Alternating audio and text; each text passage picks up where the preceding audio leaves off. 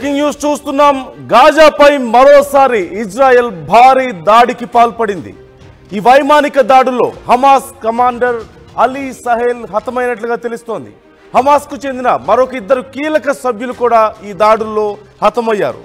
మన్సూర్ సులేమాన్లను ఇప్పటికే ఇజ్రాయెల్ మట్టుబెట్టినట్లుగా తెలుస్తోంది. గాజా నగరంతో పాటుగా 100 చోట్ల ఇజ్రాయెల్ భీకర దాడులకు పాల్పడింది. ఈ దాడుల్లో మొత్తం 61 మంది దుర్మరణం పాలయ్యారు. మృతుల్లో పెద్ద సంఖ్యలో చిన్నారులు కూడా చనిపోయారంటూ ఆరోపణలు వెల్లువెత్తుతున్నాయి. ఇవాళ ఇజ్రాయెల్ ప్రధాని బెంజమిన్ నెతన్యాహు అమెరికాకు వెళ్తున్నారు. కాల్పుల విరమణ ఒప్పందానికి సంబంధించి ట్రంప్తో చర్చలు జరపబోతున్నారు. నిన్న మొన్నటి వరకు ఇరాన్ ఇజ్రాయెల్ ఉద్రిక్తత నేపథ్యంలో మనం చూసాం ఎలాంటి పరిణామాలు చోటు చేసుకున్నాయో. ఇక కొంతవరకు సర్దుమణిగా అనేలోపు ఇటు గాజా మీద ఇజ్రాయెల్ భీకర దాడులకు పాల్పడింది. ఈ నేపథ్యంలో వైమానిక దాడులు చేసినట్లుగా తెలుస్తోంది. హమాస్కు చెందిన ఇద్దరు కీలక సభ్యులు మన్సూర్ అలాగే సులేమాన్ కూడా హతమయ్యారు. మొత్తం గాజా నగరంతో పాటుగా 100 చోట్ల ఈ దాడులు ఇజ్రాయెల్ చేసినట్లుగా తెలుస్తోంది. దీంట్లో 61 మంది మృతి చెందినట్లుగా తెలుస్తోంది. సెతి శరణార్థుల శిబిరంపై ఇజ్రాయెల్ దాడులు చేసినట్లుగా తెలుస్తోంది. అయితే ఈ పక్కనే ఉన్నటువంటి అబూ అసీ అనేటువంటి పాఠశాల మీద కూడా ఈ దాడులు కొనసాగిన నేపథ్యంలో ఈ దాడుల్లో చాలా మంది చిన్నారులు కూడా మృతి చెందినట్లుగా సమాచారం అందుతోంది. దీనికి సంబంధించి ఇప్పటికే డీటెయిల్స్ చూస్తున్నాం. మరోవైపు ఇజ్రాయెల్ ప్రధాని బెంజమిన్ నెతన్యాహు అమెరికాకు వెళ్తున్నారు. ఈ కాల్పుల విరమణ ఒప్పందానికి సంబంధించి ట్రంప్తో చర్చిస్తారు.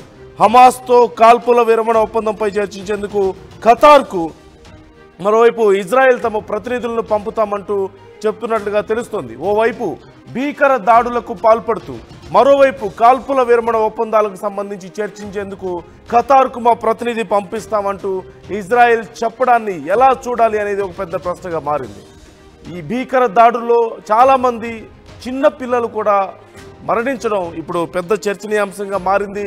ఇద్దరు కీలక కమాండర్లు హతమైనట్లుగా తెలుస్తోంది. మన్సూర్ అలాగే సులేమాన్ మొత్తం 61 మంది ఈ దాడుల్లో మృతి చెందారు. అయితే ఈ సెతి శరణార్థుల శిబిరంపై టార్గెట్గా దాడులు జరిగినట్లుగా తెలుస్తోంది.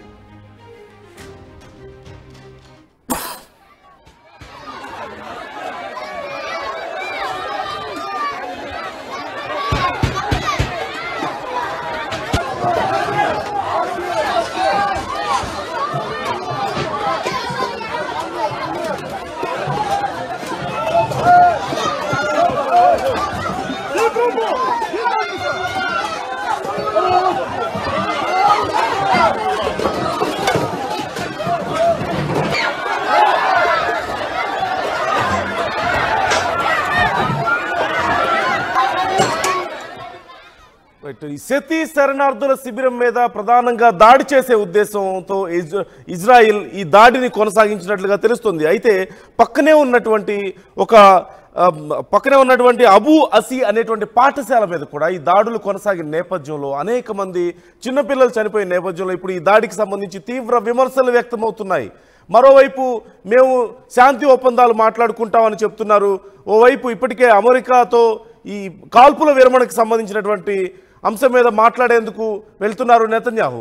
ఇంకోవైపు చూసినట్లయితే ఈ అంశానికి సంబంధించి మేము మాట్లాడడానికి అవసరమైతే శాంతి నెలకొల్పేందుకు మేము చర్చిస్తామంటూ ఖతార్కు తమ ప్రతినిధులను పంపుతామంటూ ఇజ్రాయెల్ ఇప్పటికే చెప్పింది హమాస్తో మాట్లాడేందుకు. అయితే హమాస్ ఈ సందర్భంలో మరి ఎలా రియాక్ట్ అయ్యే అవకాశం ఉంది? ఇంత భీకర దాడులు చేసి 61 మందిని పొట్టన పెట్టుకున్న తర్వాత, చిన్న పిల్లల్ని సైతం వారు పొట్టన పెట్టుకున్న తర్వాత హమాస్ ఈ చర్చలకు, శాంతి చర్చలకు, కాల్పుల విరమణ ఒప్పందానికి ఎంతవరకు ఒప్పుకుంటుందనేది ఒక ప్రశ్న.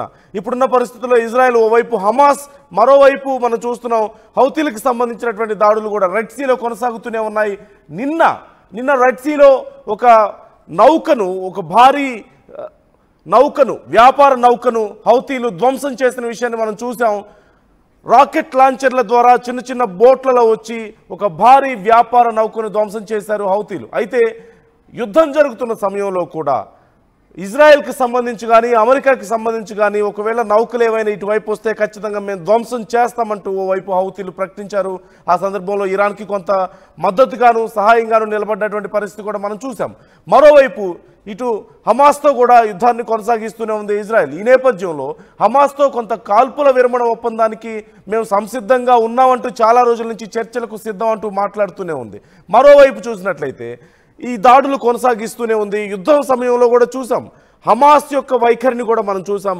హమాస్ ఇది ఒక కలిసి వచ్చే అంశంగా భావించింది. యుద్ధం సమయంలో కూడా మేము ఈ పరిస్థితుల్ని ఈ పరిణామాలను మేము అనుకూలంగా మార్చుకుంటాం, ఇలాంటప్పుడు మేము మరింత పెద్ద ఎత్తున విజృంభిస్తామంటూ హమాస్ ప్రకటించింది. హౌతీలు కూడా మరోవైపు అదే ప్రకటించారు, మనం చూసాం. ఈ నేపథ్యంలో కొంత అమెరికాకు కానీ ఆ టైంలో ఇజ్రాయెల్కి కానీ హమాస్ కానీ ఇటువైపు హమాస్ మరోవైపు హౌతీలు రెండూ కూడా కొరకరాన్ని కొయ్యగా మారినటువంటి పరిస్థితి మనం చూసాం. ఇప్పుడున్న పరిస్థితుల్లో మరి శాంతి చర్చలకు కాల్పుల విరమణ ఒప్పందానికి సంబంధించి మేము మాట్లాడడానికి రెడీగా ఉన్నామంటున్నారు. ఎంతవరకు హమాస్ దీనికి సంబంధించి సానుకూలంగా రెస్పాండ్ అవుతుంది, సానుకూలంగా చర్చలు జరుగుతాయా, ఇంత భీకర దాడుల తర్వాత హమాస్ సైలెంట్గా ఉంటుందా అనేది మరొక కీలకమైనటువంటి అంశంగా మారింది. మరి ఈ దాడులు ఎంతవరకు కొనసాగుతాయి, చర్చలు ఎలా ఉండబోతున్నాయి? ఈరోజు ఓవైపు ట్రంప్తో నెతన్యాహు మీట్ అవబోతున్నారు, మరోవైపు హమాస్కి సంబంధించి ఖతార్కి మా ప్రతినిధి పంపుతామని చెప్తున్నారు.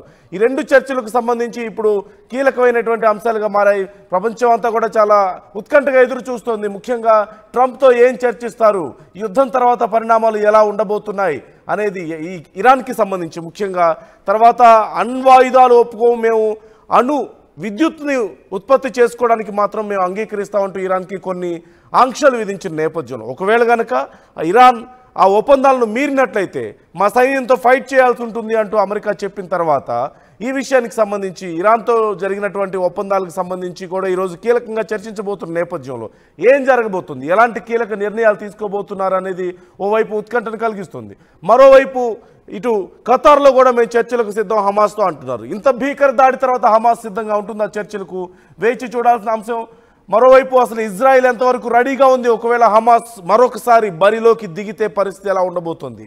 ఇలాంటి దాడులు 100 చోట్ల భీకర దాడులు చేసిన తర్వాత, వైమానిక దాడులు చేసి వాళ్ళ సభ్యులను 61 మందిని 2 కమాండర్స్ను చంపిన తర్వాత, ఈ దాడిలో అనేక మంది చిన్నపిల్లలు కూడా మరణించిన తర్వాత మరి హమాస్ ఎలా రియాక్ట్ అవబోతుంది, ఈ దాడులకు ప్రతిఫలం ఏ విధంగా ఉండబోతుంది, ప్రతి దాడులకు ఏమైనా సిద్ధమయ్యే అవకాశం ఉందా, ఓవైపు దాడులు చేస్తూ మరోవైపు చర్చలకు మేము సిద్ధం అనడాన్ని ఎలా చూడాలి, ఈ అంశానికి సంబంధించి మీరు కూడా మీ అభిప్రాయాలను మాతో షేర్ చేసుకోండి కామెంట్ రూపంలో. ఇజ్రాయెల్ వైఖరిని ఎలా చూడొచ్చు, ఈరోజు జరగబోతున్నటువంటి చర్చల ఫలితాలు ఎలా ఉండే అవకాశం ఉంది అనే అంశాలకు సంబంధించి మీ అభిప్రాయాలను కూడా ఆర్టీవీతో షేర్ చేసుకోండి.